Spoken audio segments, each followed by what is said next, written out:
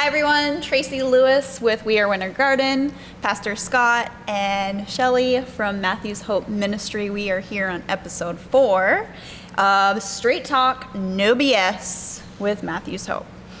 Pastor Scott is the founder, CEO, and president of Matthew's Hope, and Shelley is the vice president and executive director for Matthew's Hope. Pastor Scott, let's start with you. Can you remind everybody what Matthew's Hope is and what do you guys do? The simplest response, and the response that I really want people to hear, is that Matthew's Hope is a ministry first and foremost demonstrating, and I want to hear what people said there, demonstrating, not talking about it, not talking at you, demonstrating the love, hope, grace, and mercy of Jesus Christ in all we do. And we're a facilitator of opportunity for those who choose to move forward towards a life of independence and self-sustainability. Our vision is to move people out of homelessness, to fill their toolbox with whatever they need, addressing their individual needs to be able to work their way from homelessness. I love that. And Shelley, what does it mean to help us help them help themselves? So basically that is what it means. We cannot want it more than you. So we will walk alongside you to help you to figure out what you need next. So we need the public's help to help us, so we're able to walk alongside our homeless guests to pull them up and move them forward. Do you guys feel that there's a crisis in our backyard with homelessness? Absolutely. There is a full-blown crisis that I don't think most of the community, not just us, nationwide, because there has been also a massaging of numbers, if you will. Give you one quick example is that just a few years ago, the HUD definition of homelessness was people that included people that live in hotels. Okay. That was not stable housing. That is now considered stable housing. So if you look at the reported numbers, it would look like less people are homeless in some cases. However, over the pandemic, those numbers continued to grow. And somewhere between 10 and 20% in most communities, the number of homeless people prior to the pandemic. Wow. Even taking those numbers out. Yeah. So that's real important that people understand that from a political standpoint, we're always looking for a way to make it look better. Right. But the general public isn't aware of the truth. You know, just like this year, there's more money available through HUD to identify people who are homeless, and there's less money to actually house them. Wow. How many homeless people would you say is in Orange County? Matthew's Hope alone have well over 3,000 documented homeless people. Probably closer to 4. Okay. Wow. So it's interesting that there's a thing called a point-in-time count. It's a homeless census that's done how do they count once a year. Well, the challenge is, especially, again, in developing areas like West Orange County that we serve, Central Brevard, but throughout the country, there's more people. And so as development happens, the woods are disappearing. So you have that going on, okay? And what's happening is that there is a skewing of how things are going forward. And what's really interesting just now, and the fun part about this podcast, is I forgot what the actual question was. About how many? And we're not going to cut any of that. So how many homeless people? Homeless people, yes, thank you. A crisis. So the point in time count, it is done. It's ADD is a wonderful thing. You're doing great. We're all doing great. The point in time count is the homeless census, and the challenge with it is how do you you have count them? a That's short what it was. period of time that they send average Joes out there, volunteers, God bless them, to try to identify homeless people and get them to answer very sensitive questions. I was a census worker at one time, and I couldn't even imagine going out to now the woods imagine and you're like trying collecting. to identify someone who's homeless. Right. Which is hard enough Is there anymore like a when everybody's got a checklist damn or like- backpack and a bicycle. Yeah. Right. Okay, it used to be easy, you know, Right. especially in Brevard County. It's like, are you homeless? No, I'm just going to the beach, you know. So It is what it is. So the numbers have often they admit the numbers are typically off 15 So to 20%. it's kind of hard to say. But for Orange County, if we have documented these people Sure. close to the number they say there's total, then did everybody come to West Orange County? I don't think so. I think that number is being missed by a lot. So Yeah. you guys have outreach days on Tuesdays and Thursdays. Yes. What is an outreach day, and about how many people do you guys serve on those days? We were serving around 160. Okay. We're probably closer now to about 120. Okay. So it's changed a lot, and the way that we've had to serve people just because of donations dropping, we've had to So change. it's not that the homeless is lowering, it's because Right. the funds are lowering. Right, Okay. right, and so we've had to change how we serve people. Wow. So that's one thing that I will say that we do well, is we do the best we can to pivot as fast as we can, to make sure that everybody's needs are met as best as possible. And on Tuesdays and Thursdays, what do you guys do? Like, what does the outreach day mean? What does I a think day in the outreach? two biggest things we do, and by the way, I'll just share with you too, during the height of the pandemic, and really up until just a few months ago, we were at 200 people a day. Yeah. Okay, Wow. that's just our one location. Okay, but we see, this is what happens when it starts getting later, and I you start can't think. thinking, yes, yeah, this is Let Shelley fantastic. This answer makes it. it a lot more fun. But the key things that I think is real important for people to know is that we run 2 different buses. Okay. So a total of 4 every Tuesday and Thursday at each location that travel through about 15 municipalities that we will pick people up. They know at roughly 10 o'clock, we're going to be at such and such place, bring them in for showers and haircuts and laundry service, even manicures. They're having their laundry done, seeing, like I said, basic medical care, Okay. helping with food stamps, phones, legal issues, you name it, it's involved. And then we also have now a total of 3 mobile outreach units that go out and serve those that cannot, will not, or should not come in. And those are typically, they could be, because we background check every person that comes in our facilities. So if we identify them as a predator or sexual offender, we will address that with them. Yeah. Ask what was your hope in coming here today, try to meet that need, and then we say, we're flagging your account. If you come back, we're going to have to call the police, but if you tell us where you're at out there, we will serve you out in the field, which is good for the community and good for us. People, being a child that had been molested, I want to paint these folks orange and put a siren on them, okay? The reality of it is, and I'm going to speak to my Christian brothers out there and sisters, is that they are still God's people. So Scott, you just explained Tuesdays and Thursdays, they have a place to go. What happens on the days that they don't have a place to go? Where are they at? What's their living situation? Where are they sleeping? You know, the toughest thing we're seeing right now throughout the country is this heat wave. It's exhausting, and people are just looking for a place to be cool. And that's been troublesome because places that you can keep cool are not wanting homeless people there. They're becoming dehydrated. There's more and more going to the hospital. There is, think of just a regular day in the life of a homeless person. You live on this hamster wheel. You get up in the morning, what am I going to eat? Then where am I going to hold shelter till I can find lunch? How do I get out of the elements till dinner? Now where do I sleep? How do I keep out of the elements? And because of the fact that again, homelessness is not a crime. However, the police have been put into a very tough situation. My daughter's an officer, your husband's an officer. They've been put in a situation that is unwinnable for them because it's not a crime. And so you're telling people move on. Yeah. Move on to where? But there's no place to go. Right.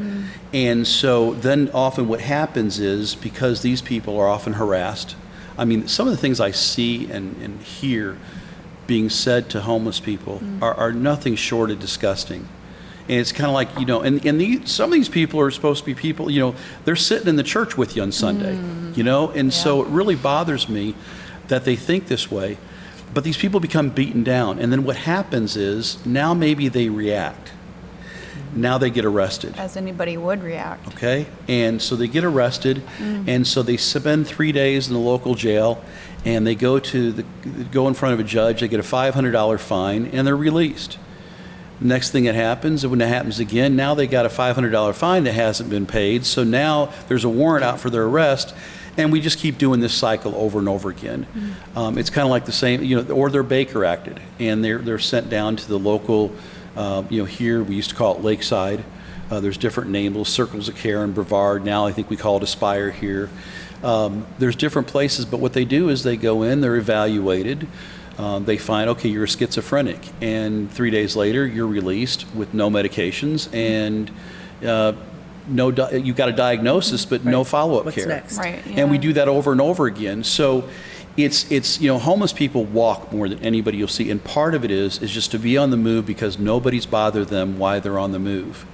But that also prevents them from getting the proper rest they need. I mean, over in Apopka, they will literally wake you up in the park in the middle of the night because you can't be there. Wow. It's the middle of the night. Yeah. Okay? And there's no place to go. And so what happens, again, someone goes to someplace else, they get in trouble all over again. And so this is their life. Most, we had a thing recently in Brevard where someone says, oh, crime had tripled, since we've been there. And the truth is the police came out and said, no, crime is actually down. Okay? But we create hysteria about things. Yeah. And so that's what the homeless people are against, because people are living in fear of what they don't understand. And then when people take to social media and say things that aren't true, tie them to crimes. I mean, most crimes, and police officers will tell you, most of their crimes are pretty petty.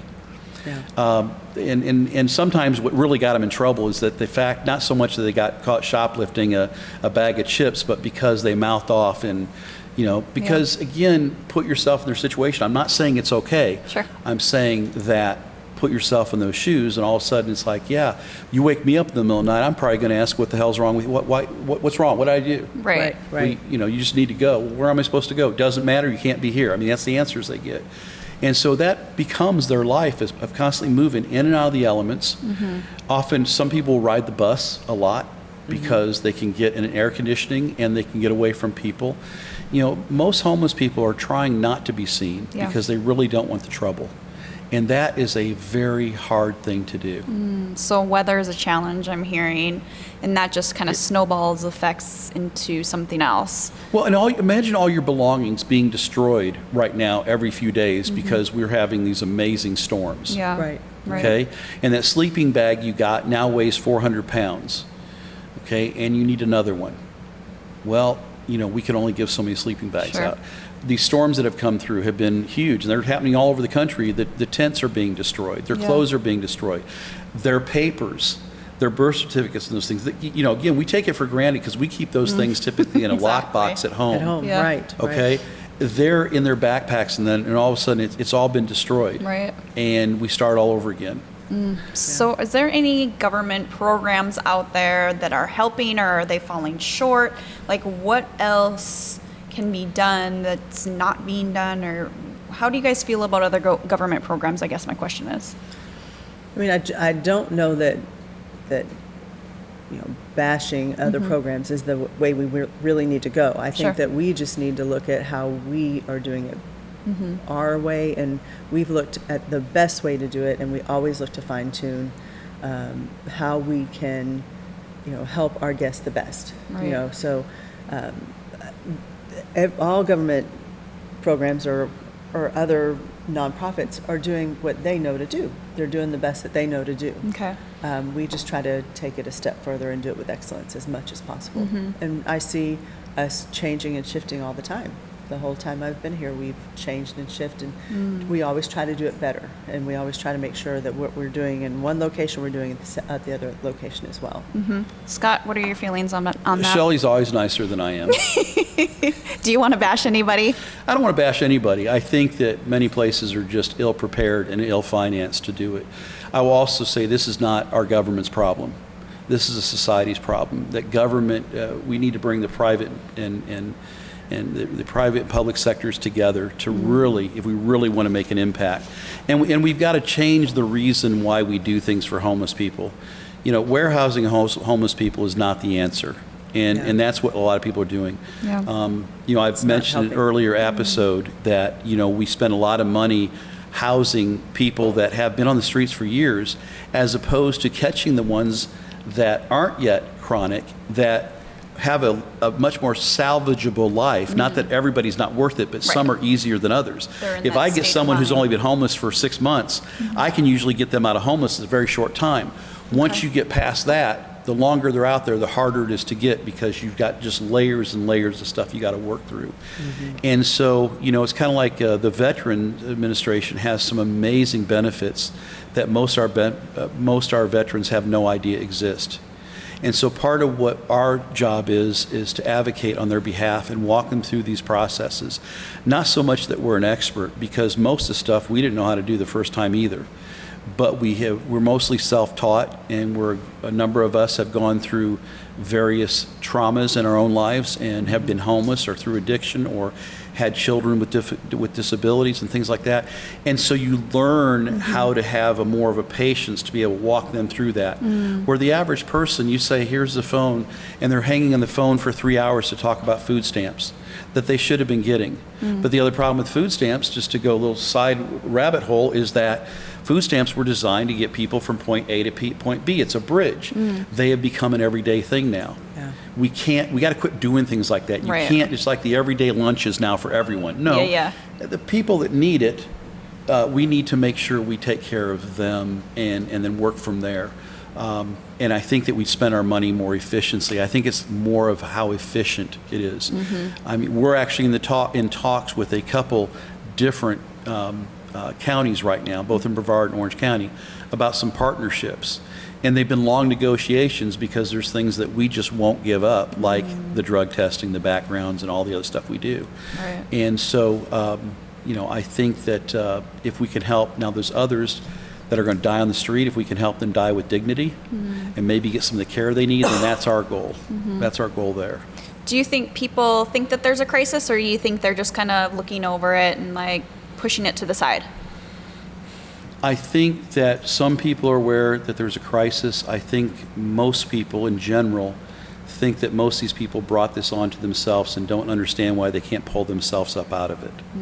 I think, that some people may feel that's an unfair statement from me, but when I talk to people, that proves to be true more times than not. Yeah. I think that when you see, politicians are very good at forming how they present something. Right. And often it sounds the best when they give it out. I mean, there's places that we've talked to for years now that keep saying they're looking at it, they want to address it, and they've done nothing. No action behind it. 13 years is Matthew's Hope, going on our 14th year, and I've been doing this for over 20 years. And I've seen some of the same politicians say the same thing over and over again, and everybody buys it. They get back in office again, and they do nothing. If we continue to do that, we will look like LA, Portland, San Francisco, all these different, New York City, Seattle, Denver. We're going to look like all these places because now they're trying to do something, but they waited until it got too big. I warned it. I was quoted in the newspaper back on May, I think 8th of 2019, that Central Florida should be preparing for a homeless tsunami. And I based on my knowledge of being a commodities trader and stockbroker and financial planner.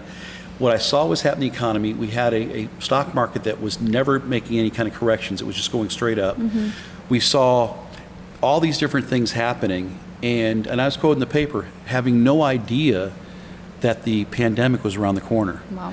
I said at that time it would take 3 to 5 years to get there. Instead, it took 3 to 5 months to get there. Oh my gosh. And we are still reeling, whether people understand it or not. We are, not just as an organization, but our economy is still reeling from the pandemic. Yeah. It's not recovered. Yeah. And so we're seeing more and more, less and less opportunities to get help. When the pandemic hit, most organizations shut down or shuttered for a couple of reasons. One is they were financed very specifically. So it's kind of like you've got a purple shirt on, which is wonderful. We love purple at Matthew's Hope. I love it too. We have $100,000 for people that have purple shirts. But to live through this, you need a black shirt. Well, we don't have a budget for black shirts. Wow. And that's literally part what happened. And so we went from serving roughly 100 people a day to almost, sometimes we passed 500 a few times in a single day of the people we're serving. Wow. And that's absolutely nuts. That is crazy. So what would it look like if Matthew's Hope disappeared tomorrow? Would this crisis like double, triple, do you think people would notice then if you guys were not here? I think, yeah. Absolutely. Absolutely. I mean, I've threatened to do it a few times when I feel a little beat up. I just say, okay, you know what, let's just shut down for a couple weeks. And open the eyes of I mean, a lot of people. One of our initiatives is to hide our guests in plain sight. And if they can't shower, and they can't get clean clothes, and they can't get, haircuts, they're going to be noticeable very quickly. Right. So yeah, it would be noticed pretty quickly. So if people don't want this to happen, if they want to help and get it better, whether it's not seeing a homeless person on the street or they have a heart for them, whatever it may be, how can they help? They can go ahead and donate. That would be awesome. Okay. To MatthewsHopeMinistry.org, we have a donate button, and you can just donate. And also, you can watch our social media platforms. We always update our greatest needs at the time. Okay. Nice. And is there anything fun that we can do for like people like me that want to like Have a throw on party? an outfit and like dance let me think. and maybe put on a cowboy hat? I don't know. I thought we might do this thing called the Wild Wild West Tell me about Fall it. Fundraiser, where steampunk meets the Wild Wild West. For years, those that know us, we've been doing the garden party, and it's a fabulous time, and it's been a great time. But we felt coming into this year that we saw a lot of duplication out there, and it's kind of like people were going to the same event with a different Want something name. new and fresh. Yeah. And so Yeah. we said, let's break the mold, and we've broken the mold over and over again over the years. And so we said, we're going to change our date, which we haven't done in years and years, change our date and change our whole format. So instead of a sit-down meal this time, we're going to have heavy hors d'oeuvres. Okay. We will have gaming tables. We will have, of course, there will be a bar for those who want to partake. There will be a silent auction. There will be entertainment. There will be dancing. It'll be a really good time, because our goal always is, yes, we want to raise money, but we really want to make sure that people walk away going, okay, that was money well spent. I helped a great cause, and I had a great time.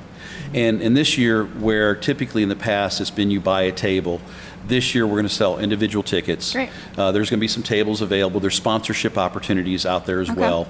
So all those opportunities are there. I think the cool thing about this year, though, also is narrowing down how we're doing it. Is that if somebody just wants to throw on a pair of blue jeans and some boots and a cowboy hat, they could come like that. But if they want to go back, as where this kind of gave my vision on this was from the old show Wild Wild West with James West and Artemis and stuff, and look back at those, or maybe watch the movie Will Smith did with called The Wild Wild West, was based on that television show, and look at some of those outfits. You can go all out. I mean, I have to admit that I usually get forced into wearing stuff that I don't want to wear. You lie. He likes You it. love it. No, I don't. No, and anybody tells you that they're lying to you. Okay, well, people need to come to see your face see and what how you're you gonna do. prance around. I can honestly say and- I'm kind of looking forward to this one, because I I am think too. I can actually, I'm trying to lose some weight so I can There you go. look less like the hot dog I was a couple years ago. You were a pretty good hot dog. But, you know. So they can come to this event. They can donate stuff that they see on your website that you guys need. They can donate online, but they also can shop here at this boutique. Where are we, and what does it mean to Matthew's Hope in the community? So we are at the Hope Chest Creation Store, and it was created really just to bring awareness to the community. This is a billboard really for Matthew's Hope, so people can come in and see what our people in our workshop can build and do as well. We also have some clothing items as well, but it's mainly going to be furniture, upscale furniture. Okay. Nicer things that our homeless guests have refinished or created. Nice. So if somebody wants something specific, they can give you guys a call and go from there. Yep. And they can build it. One of the beauties of this whole thing too is that not only the stuff that's in here was most likely built or at least refinished and repurposed by homeless men and women, but it's not unusual for you to come into the store and the people serving you are homeless themselves. Right. Yeah. And so we're reintroducing them to interact with people, because one of the things you lose very quickly in homelessness is your ability to be social. Yeah. Because you're going into a hiding mode. You don't want to be seen. Yeah. You quit making eye contact. You quit, there's a lot of things that happen. So so you have a chance that, if you compare us to somebody else, I would ask people to not only look at the price, look at the quality, and then look at the story. Right. Because the story is really what it's about. It's those homeless men and women that are coming along that want to recapture a life that they either never had or they'd like to have. And they're willing to put in the blood, sweat, and tears to do it. And so I think it's important that people know we're here and consider that when they come in. Definitely. Because I think you'll be pleasantly surprised. Something else I think we should touch on too is that the clothing we do have here is not clothing that we would use with the homeless men and women and children that we serve. Right. These are things that have come in. We have supporters. One is a shoe exporter. So I've got Italian shoes here now that sell for $170 a pair. I think we're selling for like $25 or $30 a pair. You guys have really cute shoes. Okay. So there's we had, what was that fancy purses and stuff we had, or that Vera Bradley. the Vera Bradley stuff. It was all brand new. Right. So we get a lot of really cool things in boutique. here, but it Yes. changes Yeah. all the time. But I want to assure everybody that we don't sell the clothing that's given to us. That's not how it works, and we Right. want to make sure they know that. That's a good point to make. Plus, if I can sell a pair now, if I get a pair of jeans worth $100, Yeah. I'll sell them so I can buy 5 pairs of There what you they go. need. There Right, you go. right. I love it. And everything we do here, we put it back into the ministry. That's great. So by coming to Matthew's Hope Chest, it's also going back into the guests with whether it be their skills or whether it be helping feed them, clothe them, haircuts, all of that Yes. stuff, getting them jobs, lowering this crisis that we're having. Help them with the medications. A lot of times we're paying for those Medications, medications. yeah. We Yeah. may get them discounted, but those are medications those people might They add otherwise up. never have. All that cost adds up. Well, I appreciate what you guys are doing. Thank you for listening and watching. And please consider supporting the efforts of Matthew's Hope, because they really are working hard helping the crisis that we have here in Central Florida.